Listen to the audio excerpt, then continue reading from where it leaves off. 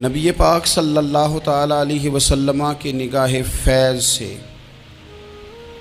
جن لوگوں کی تربیت ہوئی اور پھر انہوں نے اپنے علم سے، اپنی حکمت سے، اپنی دانائی سے اور اپنی بے پناہ جرت اور بہادری سے دنیا میں بہترین نمونہ چھوڑا، ان میں سے ایک بڑا نام حضرت مولا علی شیر خدا کا ہے۔ بالعموم ہم یہ دیکھتے ہیں کہ جو لوگ بہت زیادہ بہادر ہوتے ہیں نا، میدانوں کے ہوتے ہیں، لڑنے، جہاد کرنے، جد و جہد کرنے کا مزاج رکھتے ہیں، ان کا علم سے شغف نہیں ہوتا، پڑھنا لکھنا، دانائی کی بات کرنا، حکمت کی بات کرنا ان کا کام نہیں ہوتا، وہ تو میدان کے لوگ ہیں۔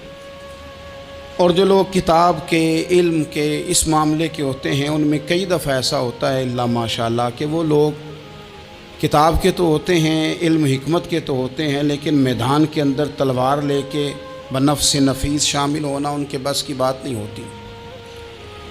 لیکن تاریخ میں حضرت مولا علی شیر خدا ایک عجیب فضیلت والی شخصیت ہیں کہ وہ اگر علم کی بات کریں تو ان سے زیادہ دانا کوئی نہیں، حکمت کی بات کریں تو ان سے زیادہ بہترین بات کرنے والا کوئی نہیں، ان کے پاس بیٹھا جائے تو انسان کی تربیت کرنے والا ان سے اچھا مربی نظر کوئی نہیں آتا۔ یہ ساری باتیں بھی مسلمہ ہیں، لیکن اگر وہ تلوار لے کے میدان میں نکل آئیں تو دیواریں ہلتی رہتی ہیں اور در کانپ جاتا ہے، اور علی کا نام سن کے اب بھی خیبر کانپ جاتا ہے۔ تو ایک تو حضرت علی شیر خدا رضی اللہ تعالیٰ عنہ کی زندگی میں یہ دو باتیں کہ علم، حکمت، دانائی، جذبہ، شوق جہاد کے لیے، اور پھر میدان کے اندر ثابت قدمی، اور تیسری بات جو بڑی متاثر کن ہے اور اپنی طرف کھینچتی ہے وہ یہ ہے کہ ان کی سادگی، ان کا عجز، ان کا خلوص، ان کا بالکل نارمل زندگی گزارنا، عام لوگوں کی طرح اپنے روزمرہ کے معاملات کو سر انجام دینا۔ جو آدمی کسی غیر معمولی حیثیت کا مالک ہو جاتا ہے نا، اس کا اٹھنا بیٹھنا عام لوگوں جیسا نہیں رہتا، اس کا کچھ نہ کچھ پروٹوکول ہو جاتا ہے، کچھ نہ کچھ اس کی آؤ بھگت ہو جاتی ہے، دو چار لوگ اس کے لیے کھڑے ہونے لگ جائیں تو اس کے ذہن میں بھی بات آتی ہے کہ میں کچھ چیز ہوں، اللہ معاف فرمائے۔ لیکن بالکل ایک سادہ زندگی، عام لوگوں کے لیے دستور عمل، یہ تین باتیں بڑی متاثر کن ہیں۔ آپ دیکھیے، سب سے پہلے تو ایک بات سمجھیں، اللہ تعالیٰ نے قرآن مجید میں فرمایا کہ ان الذین آمنوا وعملوا الصالحات سیجعل لهم الرحمن ودا، فرمایا بے شک وہ لوگ جو ایمان لائے اور جنہوں نے نیک اعمال کیے، رحمان لوگوں کے دلوں میں ان کی محبت پیدا فرما دے گا۔ حضرت عبداللہ ابن عباس رضی اللہ تعالیٰ عنہ فرمایا کرتے تھے اس آیت کا پہلا مصداق حضرت علی شیر خدا ہیں۔ کیوں؟ اس لیے کہ حضرت علی شیر خدا فرماتے ہیں، بخاری مسلم میں فرماتے ہیں، مجھے قسم ہے اس ذات کی جس نے زمین چیر کے دانہ پیدا کیا ہے، مجھ سے رحمت عالم صلی اللہ علیہ وسلم نے وعدہ فرمایا کہ علی یاد رکھنا تم سے صرف مومن ہی پیار کرے گا، اور جس سینے میں تمہارا بغض ہوگا وہ سینہ مومن کا نہیں منافق کا ہوگا۔ تم سے مومن پیار کریں گے، مومنوں کے دلوں میں کشش ہوگی تمہارے لیے، ان کے سینے کشادہ ہوں گے تمہارے حق میں۔ حضرت مولا علی شیر خدا کی محبت، ان کا نام آئے تو دل ٹھنڈا ہو جائے، آنکھوں میں روشنی آئے، چہرہ روشن ہو جائے، تو معنی یہ ہے کہ ایمان مضبوط ہے دل میں۔ اور اگر بندہ کمزور ہونے لگ جائے، اگر اس کی کیفیات کوئی اور رنگ پیش کریں، تو معنی یہ ہے کہ ایمان سینے میں مضبوط نہیں ہے۔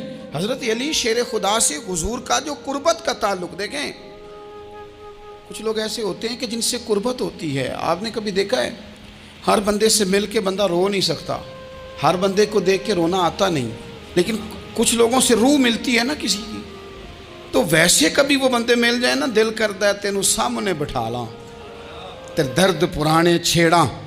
کچھ لوگ ایسے ہوتے ہیں جن کے ساتھ حضور تشریف فرما ہیں، حضرت علی شیر خدا کہیں گئے ہوئے ہیں تو محبوب کیا فرماتے ہیں؟ فرماتے ہیں اللہ اس وقت تک میرے پاس حضرت اسرائیل کو نہ بھیجنا جب تک میں علی سے ملاقات نہ کر لوں۔ دعائیں ہو رہی ہیں کہ میری جب تک ملاقات نہ ہو جائے، میرا جانے کا وقت نہ آئے، مشکات میں حدیث موجود ہے۔ تو سرور کائنات علیہ السلام کا جو ان کے ساتھ قربت ہے، حضور کا جو ان سے پیار ہے، حضور نے ہر مہاجر کو ایک انصاری کا بھائی بنایا۔ انصار کے اندر حضور نے بھائی چارہ قائم فرمایا، اور یہ تاریخ کا وہ والا بھائی چارہ ہے جس کی نہ اس سے پہلے کوئی مثال ہے، نہ قیامت تک دوبارہ کوئی مثال دی جا سکتی ہے۔ بھائی جب سگے بھائی جب شادی شدہ ہو جاتے ہیں نا، تو ان کی اپنی اپنی جیبیں ہو جاتی ہیں، اپنی اپنی گفتگو ہو جاتی ہے۔ 6 ماہ کے بچے کے بارے میں بھی وہ کہنے لگ جاتے ہیں میں نے بچوں کا بھی تو کچھ بنانا ہے نا۔ انہیں بالکل اب وہ چیزیں نظر آنی بند ہو جاتی ہیں جس میں والدین اور بہن بھائی شامل ہوتے ہیں۔ وہ کہتے ہیں میرے بھی تو بچے ہیں۔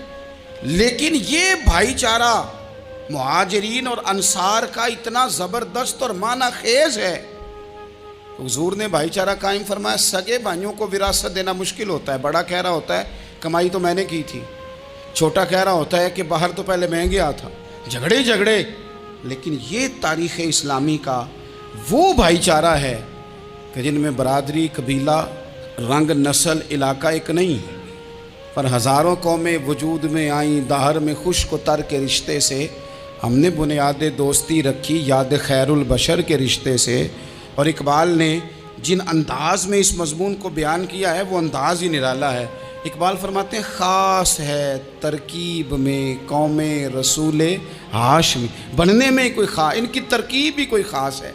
حضور نے بھائی بھائی بنا دیا۔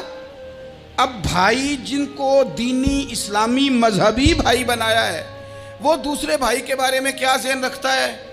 وہ کہتا ہے کہ میرے بھائی میرا کاروبار بھی آدھا تیرا، جائیداد بھی آدھی تیری، چونکہ تو میرا بھائی ہے تو تو رسی لے کے پیمائش کر لے، میں اپنا گھر بھی بانٹ کے آدھا تجھے دینا چاہتا ہوں۔ جب اس قدر زیادہ لوگوں کی نظریاتی پختگی ہوئی اور لوگ اس قدر زیادہ مزاج رکھنے لگے، تو پھر ایک خاص قربت کا ماحول وہاں نظر آیا۔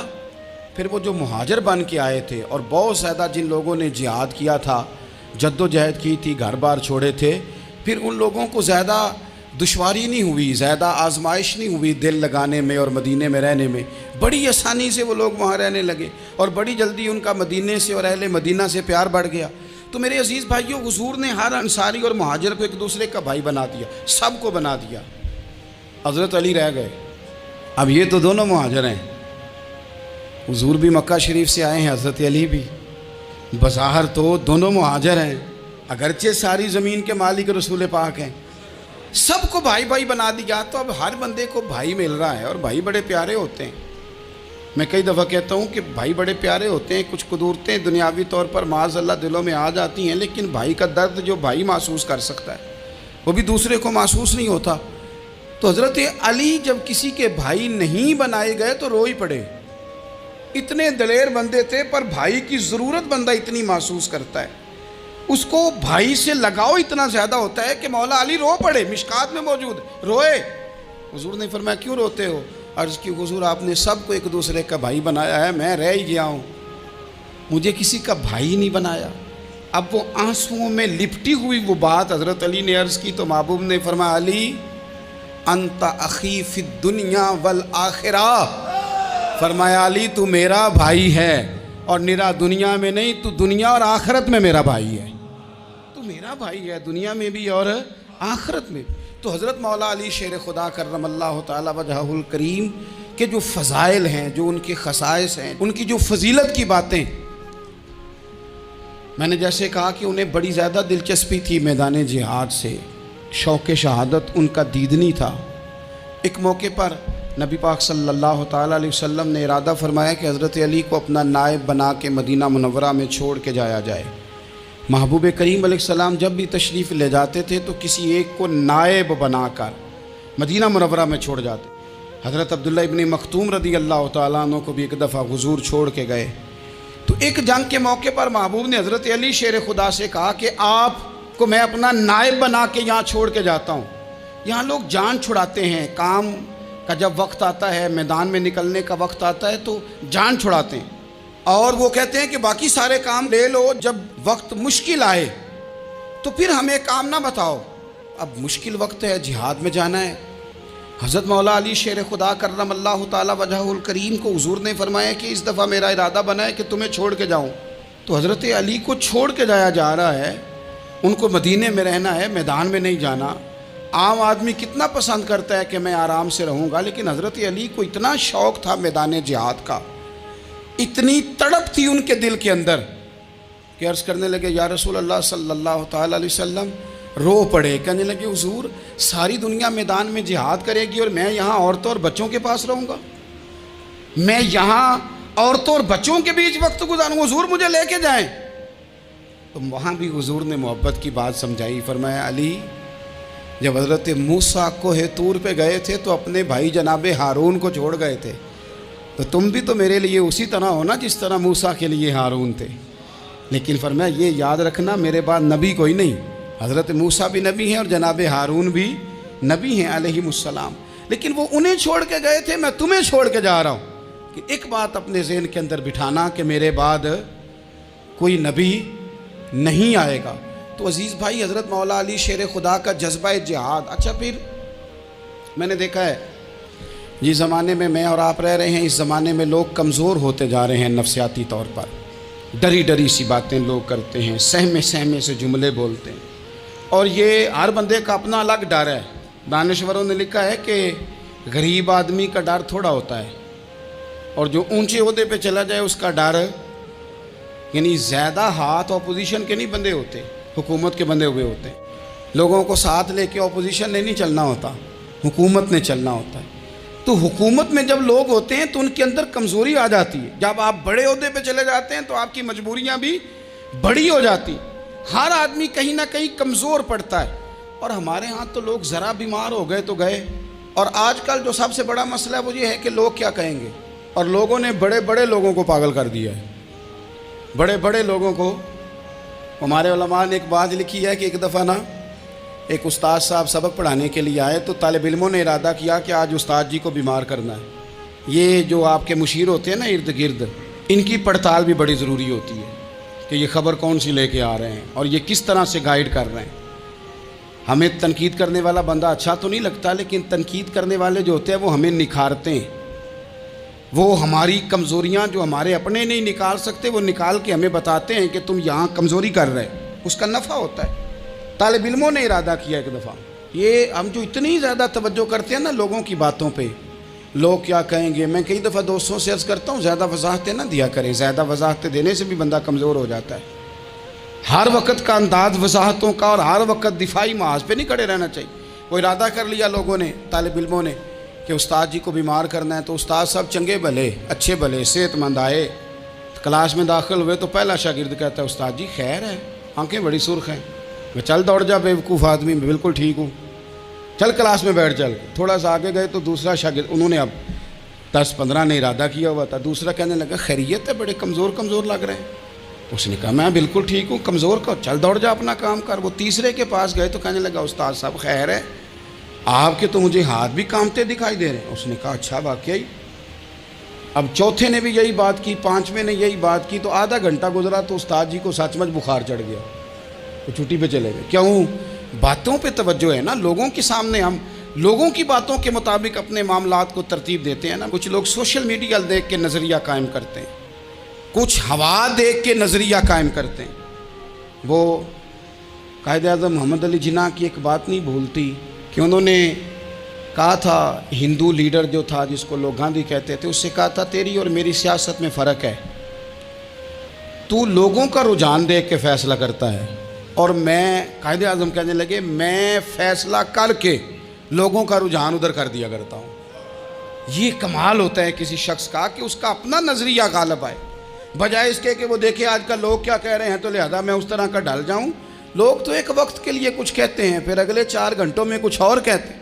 حضرت مولا علی کے مزاج میں استقامت ہے، اور جو لوگ جو بہت زیادہ پراپوگنڈا کرتے ہیں اور بہت زیادہ کسی کے بارے میں بات کرتے ہیں، ان کا وہ مزاج نہیں، ان کی وہ طبیعت نہیں، وہ اپنے حساب سے فیصلہ کرتے۔ ایک شخص تھا عمر بن عبد ود، 90 سال کا بوڑھا، لیکن جب تلوار لے کے میدان میں آتا تھا تو 1000 آدمی کے مقابلے میں لڑتا تھا، اور لوگ جگہ جگہ یہ کہتے تھے تو اس طرح ہے جس طرح عمر بن عبد ود لوگوں کو ڈراتا ہے، تو اس طرح ہو گیا۔ یہ اس کے ارد گرد کے لوگ اس کی مثالیں دیتے تھے۔ جنگ خندق جب ہو رہی تھی تو یہ مقابلے میں آ گیا، تو حضرت علی المرتضیٰ شیر خدا کرم اللہ تعالی وجہ الکریم بھی تشریف فرما تھے۔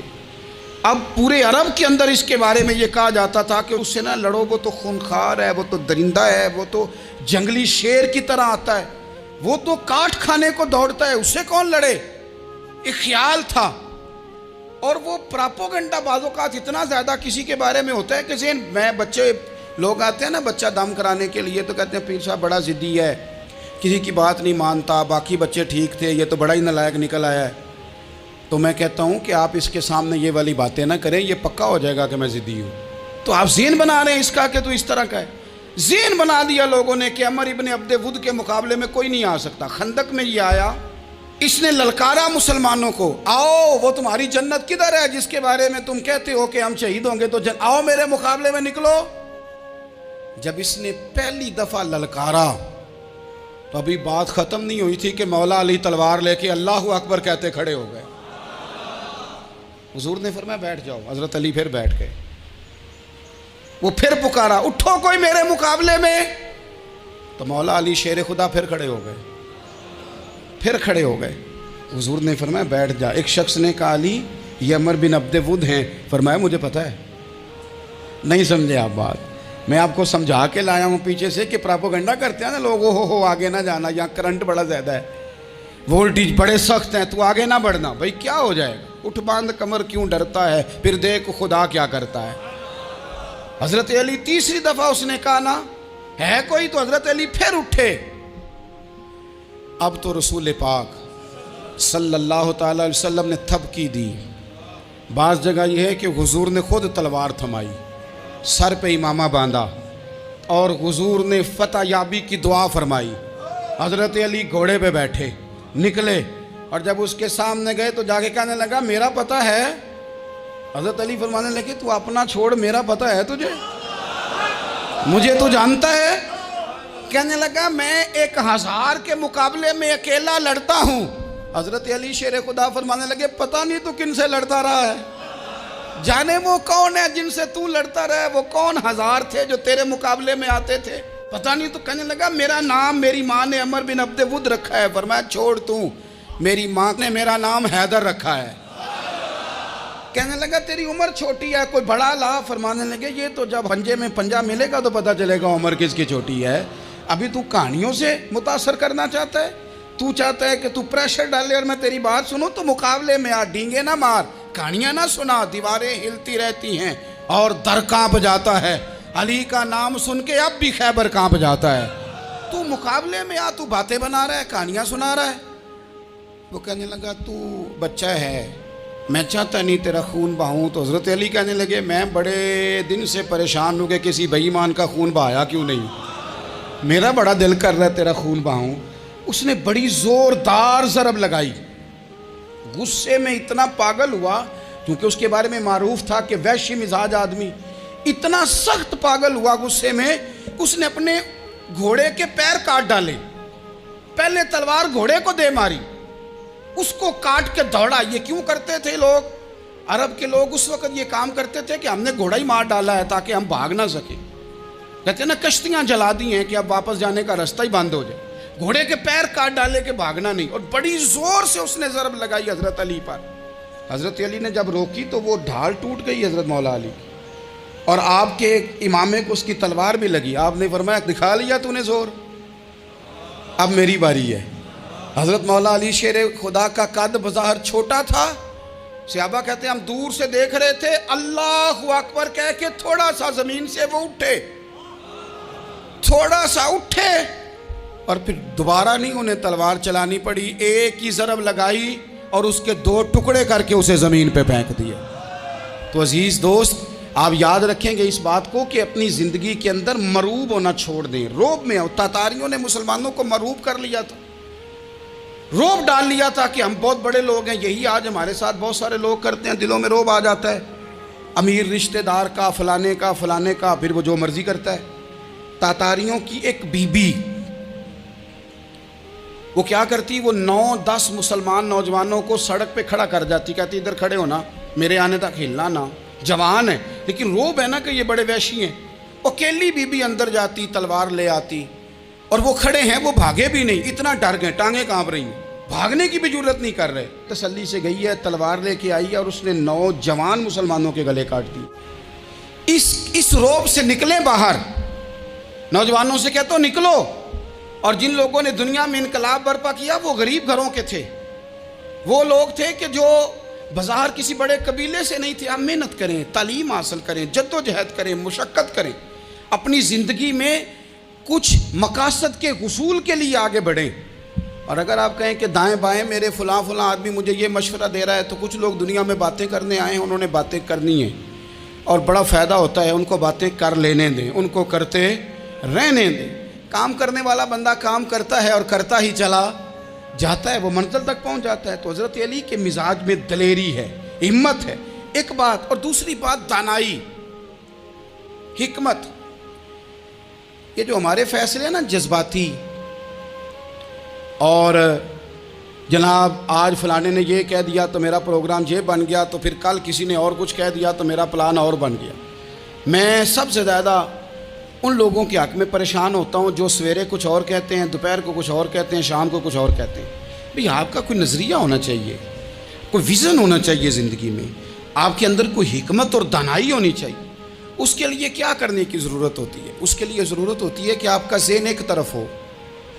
میرے اسلاف فرمایا کرتے تھے زندگی میں ایک کام کر لو پر صحیح کر کے کر لو. ہم نے ایک تو سارے کام کرنے ہیں.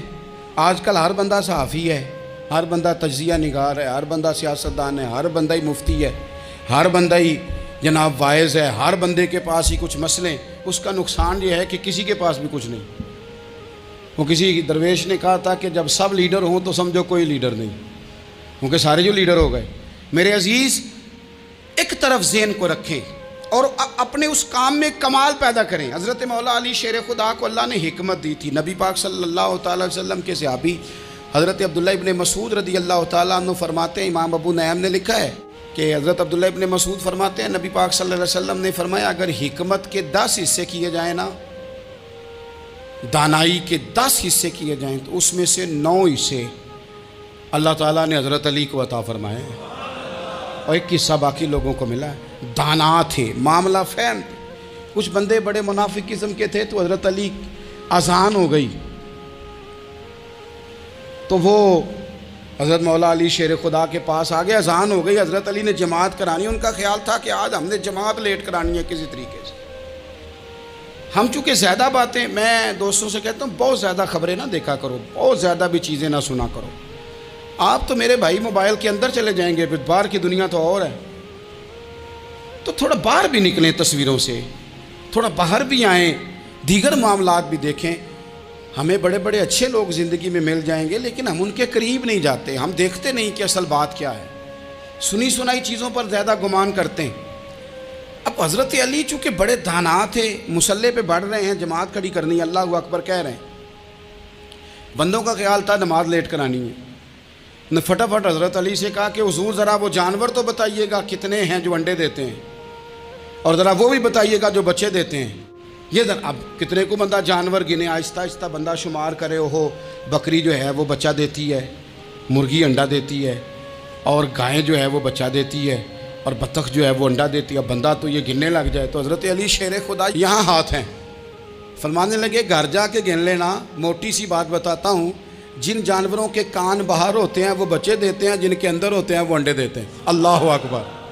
نماز کی نیت باندھ لی, تم گننا گھر جا کے. موٹی سی بات بتا دیتا ہوں. وہ صاحب کہتے ہیں میں حضرت علی رضی اللہ تعالیٰ عنہ کو الجھانے آیا تھا, میں خود بڑا الجھ گیا. یہ کیا ماجرا ہے, کیا معمہ ہے کہ 2 فکروں میں انہوں نے بات کو سمیٹا اور کمال کر دی.